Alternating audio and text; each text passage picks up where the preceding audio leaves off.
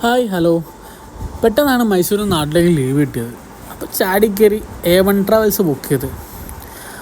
കുഴപ്പമില്ല, അടിപൊളി ബസ്. ഒരു പ്രീമിയം ലക്ഷറി ടൈപ്പായിട്ട് മീഡിയം ലക്ഷറി ടൈപ്പ് ബസ്.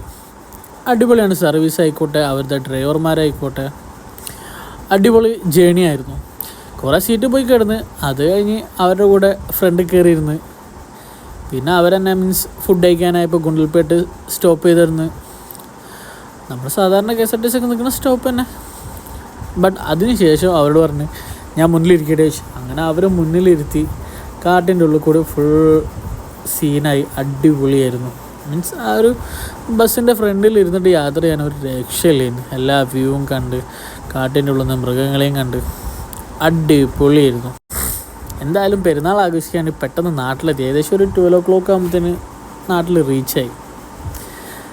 അവരുടെ കൂടെയുള്ള യാത്ര അടിപൊളിയായിരുന്നു.